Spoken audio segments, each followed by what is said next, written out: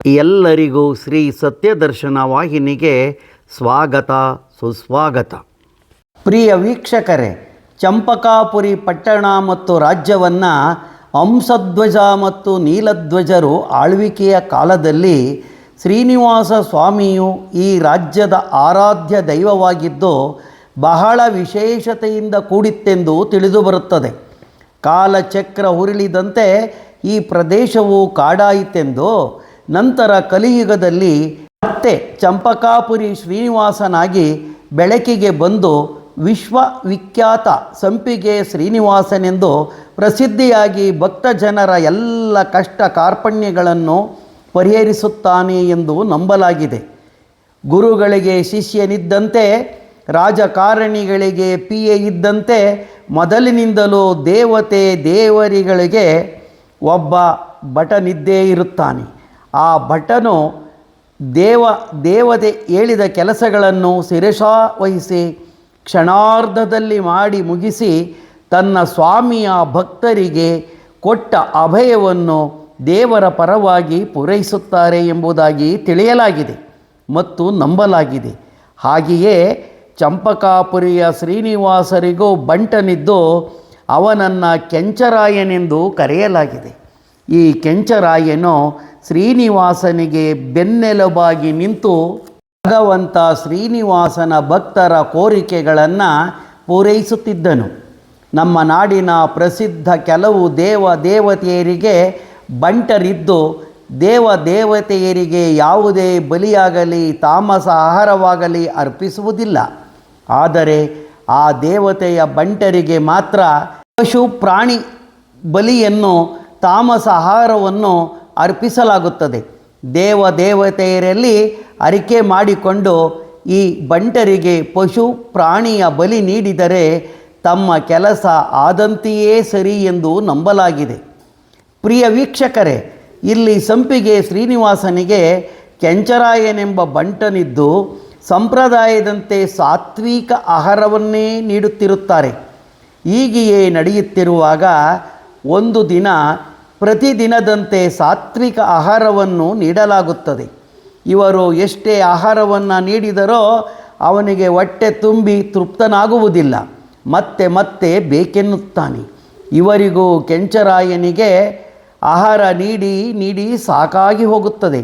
ದಿಕ್ಕೆ ತೋಚದಂತಾಗಿ ಈಗ ಏನು ಮಾಡುವುದೆಂದು ಯೋಚನಾ ಮಗ್ನರಾಗುತ್ತಾರೆ.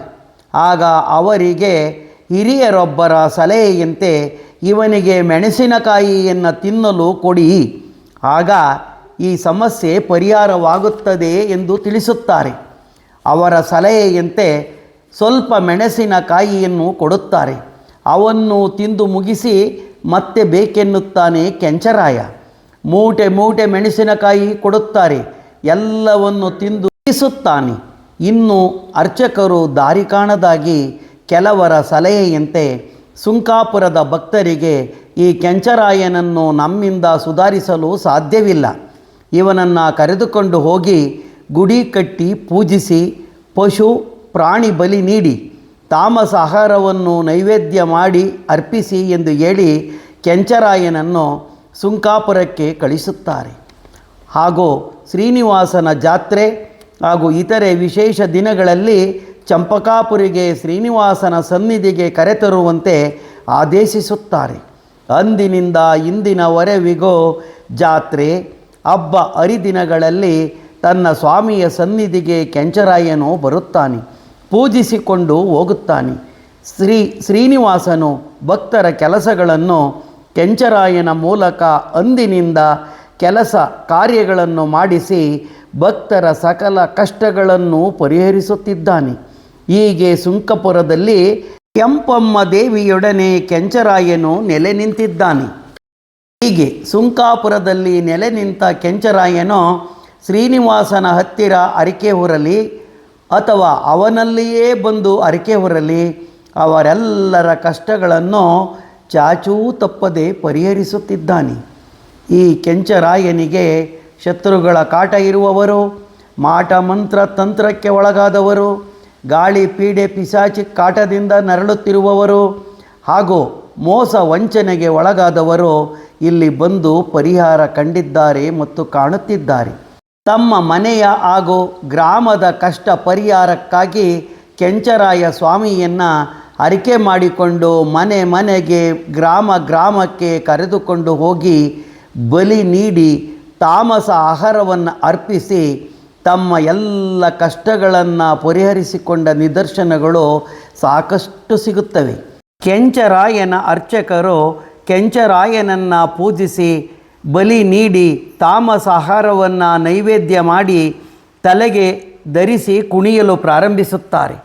ಆಗ ಭಕ್ತರು ತಮ್ಮ ಕೋರಿಕೆಯನ್ನು ಇಡುತ್ತಾರೆ. ಕೋರಿಕೆಯ ಸ್ಥಳವನ್ನು ಕೆಂಚರಾಯನು ತೋರಿಸುತ್ತಾನೆ ಎಂದು ಭಕ್ತರು ಹೇಳುತ್ತಾರೆ. ಕೆಂಚರಾಯನನ್ನು ಒತ್ತವರ ಮೇಲೆ ತನ್ನ ಅಗಾಧ ಶಕ್ತಿಯನ್ನು ನೀಡಿ ಕೋರಿಕೆಗಳನ್ನು ಈಡೇರಿಸುತ್ತಿದ್ದಾನೆ. ಆಗ ಭಕ್ತರು ತುಂಬ ಆನಂದ ಪರವಶರಾಗುತ್ತಾರೆ.